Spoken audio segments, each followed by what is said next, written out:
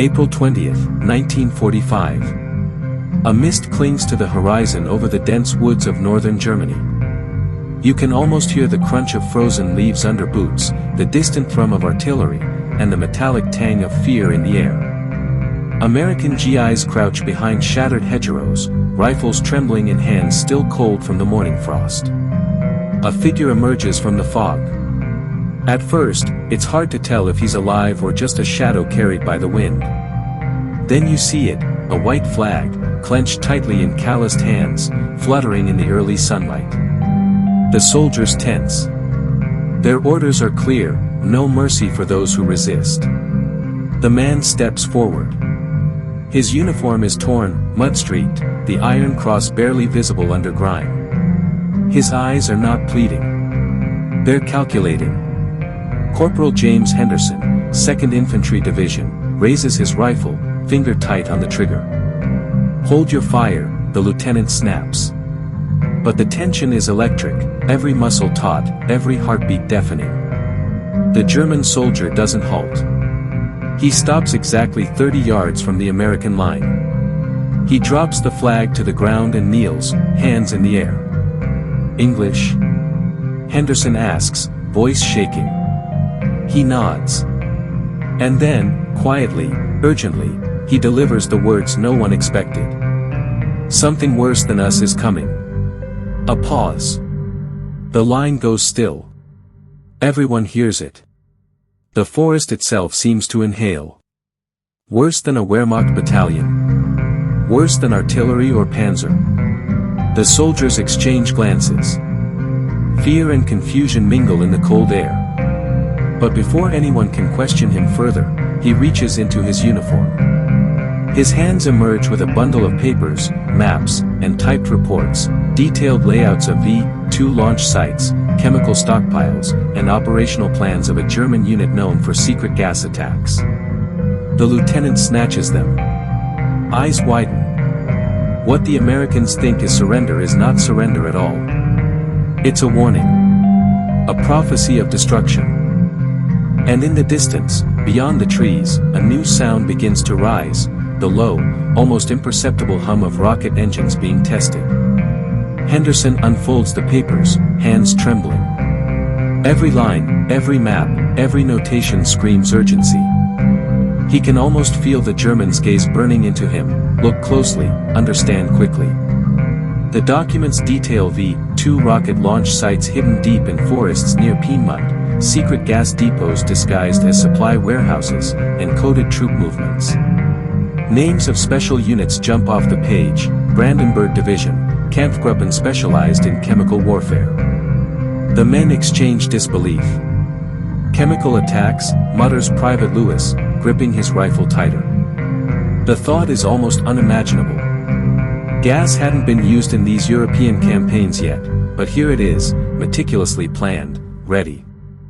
The German rises slowly, speaking in clipped English: "If you do not warn your commanders, thousands will die. Not just from bullets, from fire, from gas, and rockets." Outside the hedgerows, the forest is silent. Too silent.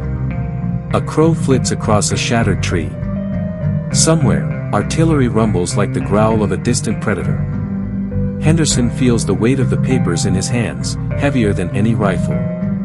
Suddenly, a shout: a scout returns breathless from a forward patrol. "Sir, something's moving in the woods." The soldiers spin. Shadows twist through the morning fog. Not German soldiers. Not familiar units. The hum of engines grows louder. Something mechanical, massive, unlike anything they've faced. The German drops to his knees again, this time to gesture at a single map. V-2 test launch, imminent. They call it the WWII program. You must stop it before the world changes. Henderson glances at the lieutenant. The words hang in the air, impossibly heavy. "Virgiltum," he repeats under his breath, tasting the German word like gunpowder. In the distance, a flash of orange erupts. A test rocket streaks across the sky, trailing smoke. The forest floor trembles. Every man freezes, realizing the German soldier was not exaggerating. Something far worse than the enemy line is already here. And as if on cue, a rustling in the undergrowth reveals a patrol of elite German engineers, armed and moving with deadly precision, the last thing anyone expects at this precarious moment. The Americans now face a choice: trust this stranger with a warning, or treat him as a trap. By mid-morning, the forest seemed alive, not with birds, not with wind, but with anticipation of violence. Henderson's unit moved cautiously, guided by the German soldier who now acted as an uneasy informant. Every step crushed frost-covered leaves, every snap of a twig echoing like gunfire in the tense silence. They approached a clearing marked on the maps. What they saw made them all pause.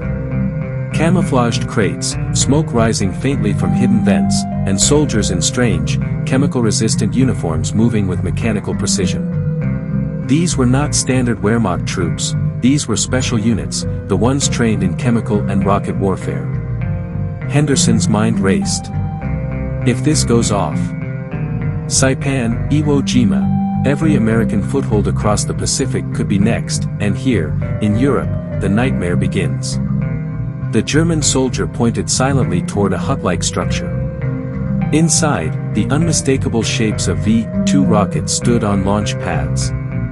Their sheer size, cold metallic gleam, and the intricate wiring made the Americans' stomachs tighten. Gas, flamethrowers. V-2, all combined, muttered Sergeant Collins. His voice shook with disbelief and fear. It's a death trap waiting to happen. Henderson nodded. The warning had been real. This was not surrender. It was an urgent mission that had no orders yet. Suddenly, a faint hiss. Henderson froze. The engineers were moving toward a nearby bunker, fumbling with valves and cylinders. He realized the truth: these were experimental chemical canisters, designed to complement the rocket strikes, to ignite fire and gas simultaneously. The German soldier's eyes met Henderson's again. No pleading, no surrender. Just, do you understand? Every second counts. Henderson made a split-second decision. We strike first, he whispered to his men. No hesitation. They moved, silent and deadly, the forest around them seeming to shrink as the weight of the impending inferno pressed down. And then, from the treetops, a flamethrower blast erupted. Not from the Americans. From an unexpected source behind enemy lines. Shadows danced like fire demons through the mist. The forest was turning against them, or perhaps, was becoming a trial by fire. Smoke, fire, and a metallic scent of molten steel filled the air. The German soldier's warning echoed in every heartbeat: something worse than us is coming. And suddenly, amidst the chaos, a muffled explosion from a nearby launch pad shook the earth. The Americans realized they were in the middle of a ticking hell, one they had no map to escape. The forest was no longer just a forest. It had become an inferno of light, smoke, and screaming metal. Henderson's squad ducked behind shattered logs as the first M2 flamethrower units advanced from hidden bunkers, spraying rivers of fire into every crevice. You can almost feel it, the heat pressing down, the acrid smell of burning wood, the panic in soldiers' eyes as they realized caves and tunnels meant nothing now. The Japanese had learned to hide in darkness, but flame is merciless. From the American perspective, it was chaos incarnate. Soldiers were yelling orders over the roar of fire. Private Lewis stumbled, almost falling into the burning underbrush. Henderson grabbed his arm. Keep moving. Forward, now. The German soldier moved calmly through it all, map still clutched, his warning haunting every step: something worse than us is coming. And worse it was. In a secluded clearing, Henderson glimpsed it, a launch pad readying another V-2 rocket, chemical tanks stacked nearby, hissing softly, the deadly combination of technology and human intent. The squad realized their mission had shifted. It was no longer just to survive or capture a surrendering soldier. It was to stop this armory from unleashing terror on the world. Suddenly, a distant rumble shook the trees. Henderson looked up, smoke and dust clouded the horizon. The ground vibrated as if the forest itself was alive, warning them to move faster, or die here. The German whispered urgently, "If you do not destroy it now, Saipan, Iwo Jima, every Allied position will burn next." Henderson swallowed hard. Fire flickered across his face, reflecting his own fear back at him. He had come here expecting surrender, now he faced the full weight of global destruction on a European forest edge. And then, the unthinkable happened. A secondary explosion erupted near the chemical stockpile. Flames roared higher, and the forest canopy ignited in sparks like a blood-red inferno. For a moment, everything seemed frozen, heat, light, and the unmistakable scent of devastation. The Americans understood one horrifying truth: the German soldier wasn't just warning them. He had led them straight into the epicenter of a catastrophe waiting to happen. Henderson's squad moved like shadows through the smoke, every step weighed down by heat and urgency. The forest floor was littered with debris, scorched earth, and the metallic smell of twisted machinery. Each exhalation burned their lungs, every heartbeat reminded them that time was a weapon their enemies controlled. The German soldier led them toward a camouflaged bunker, pointing at a series of control levers and ignition panels. "Destroy this," he said, his voice steady despite the roar of fire around them. "Or, everything you've fought for, will burn." Henderson studied the levers. One wrong move, and the chemical canisters could detonate, or a V-2 could launch into civilian areas already on high alert. The weight of the world pressed down on him. One wrong decision, thousands would die. Private Lewis glanced at him, sweat dripping into his eyes. "Sir, it's too much. We can't stop all of it." Henderson shook his head. "We have to try. We have no choice." They set charges, their hands shaking as they worked. Every second, the hum of rockets and the hiss of gas reminded them that the enemy had not waited for mercy. Flames licked the trees, the sound like a chorus of tortured metal. Suddenly, a V-2 rocket ignited on the far pad. Henderson froze. Its nose pointed skyward, engines roaring. Seconds later, it sputtered, a malfunction from hasty engineering. The squad exhaled sharply, they had seconds, maybe less, to complete the mission. The German soldier moved calmly, helping with calculations, diagrams, and warnings. "Do not underestimate them.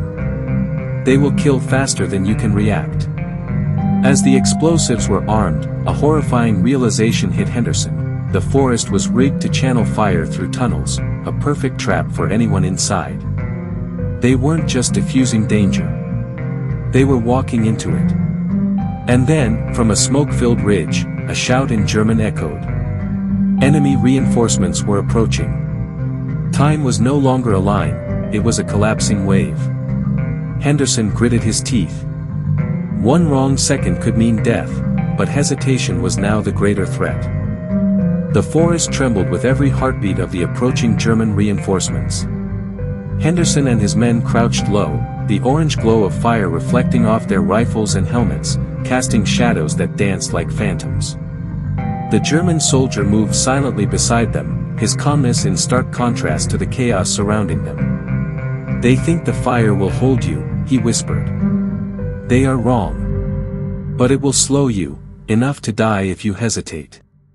The Americans pressed forward, following the maps and the soldiers' precise directions. Flames hissed around them, tunnels of smoke curling from the charred earth. The scent of molten metal, burning chemicals, and scorched timber filled their noses. It was apocalyptic and immediate. At the central bunker, Henderson's squad worked feverishly, pulling wires, cutting circuits, and placing charges with mechanical precision. Every second stretched into an eternity, punctuated by the distant, ominous hum of V-2 engines warming for launch. Then came the first shot. A German patrol had spotted them on the ridge. Bullets ricocheted off metal, sparks igniting patches of dry foliage. Henderson dived behind a scorched log, yanking Lewis down with him. The world had narrowed to this bunker, these flames, and this single chance to stop a catastrophe. The German soldier dropped to his knees, ripping a panel open to reveal chemical canisters stacked and primed for release. "This is the heart," he said. "Destroy it. Destroy it now." Henderson nodded, adrenaline surging. He set the final charges, checking and double-checking. The hum of rockets and the roar of advancing fire pressed in. The forest around them had become a living furnace, an inferno sculpted by human engineering. He glanced at the German soldier one last time. No smiles, no farewell. Just a nod, a silent acknowledgement that the mission was bigger than any one man, bigger than any one war. Henderson pressed the detonator. Click. Silence, brief and brittle, filled the air. Then, a chain reaction began, smoke, sparks, and an explosive roar engulfed the bunker. The chemical canisters erupted in fire and smoke, while the V-2 rockets toppled on their paths. The forest trembled, groaning under the fury unleashed. From the ridge, the approaching Germans froze, a line of astonished faces staring at their destroyed stronghold. Henderson and his squad scrambled through the smoke, flames licking behind them, adrenaline and fear mingling in every movement. But as they emerged, panting and scorched, the German soldier was gone. No sign of surrender, no trace of departure, just the echo of his warning, lingering in the fiery forest. Something worse than us is coming. The smoke cleared slowly, revealing a forest scarred by fire, twisted metal, and shattered concrete. Henderson's squad stood amid the destruction, chests heaving, ears ringing from the detonations. The hum of the V-2 engines had ceased. For the first time in hours, the world seemed still. But the calm was deceptive. Henderson walked through the smoldering remains of the bunker, each step sinking into ash and debris. Here lay the secret, not just the rockets or chemical canisters, but documents, blueprints, and coded intelligence left behind by the Germans, hastily abandoned in the chaos.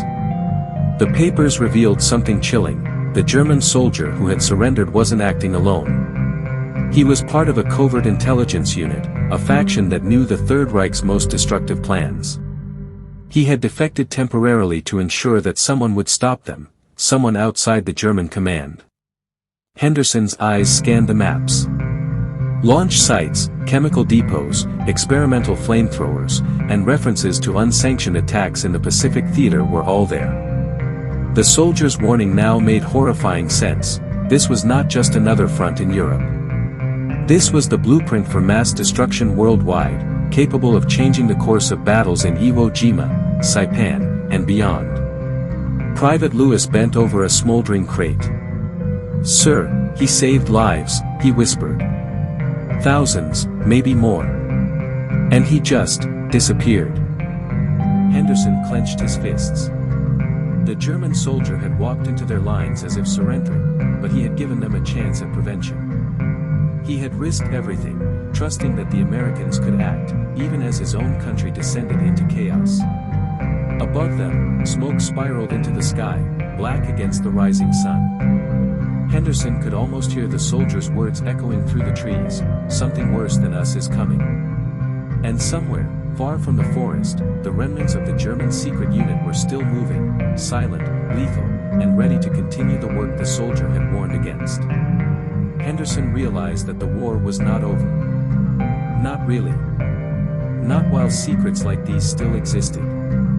And somewhere, the world's next catastrophe was waiting, unseen, just beyond the horizon. The forest was quiet now, but the air was heavy with more than smoke. Henderson and his squad moved cautiously, stepping over charred debris and fallen timbers. Every man knew they had survived a moment that could have ended countless lives, yet none could shake the feeling that the real danger had merely been delayed. The German soldier was nowhere to be seen. No footprints, no tracks, as if he had walked into the mist and vanished. Yet his warning lingered, more alive than any enemy they had faced. Something worse than us is coming. Henderson gathered the documents, careful to preserve every scrap of intelligence. The maps, the chemical schematics, the rocket blueprints, all pieces of a terrifying puzzle. He understood now, wars weren't always won on the battlefield. Sometimes, they were won in fleeting acts of courage, in choices made in a single, smoke-filled instant.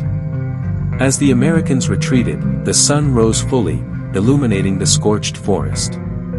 The orange glow of the previous inferno had faded, replaced by a cold, eerie calm. But in Henderson's mind, the fires still burned. He thought of the Japanese defenders on Saipan and Iwo Jima, fighting from caves and tunnels, only to face the same relentless force of fire and destruction that had consumed this forest. And he thought of the soldiers yet to face the secret weapons hidden across Europe. The lesson was clear: survival wasn't about brute force alone. It was about timely action, foresight, and listening to the warnings of those brave enough to risk everything. Henderson tucked the documents under his arm, glancing once more at the charred trees. Somewhere, the German soldier was out there, a ghost in the war's shadow, carrying secrets that might save, or doom, thousands more. And in that quiet, ash-filled forest, Henderson realized that while this battle was over, the war of shadows and secrets had only just begun. If you enjoyed this story and want more true World War II secrets, hidden missions, and shocking military revelations, don't forget to hit that subscribe button, smash the like, and ring the notification bell so you never miss a story the history books almost forgot.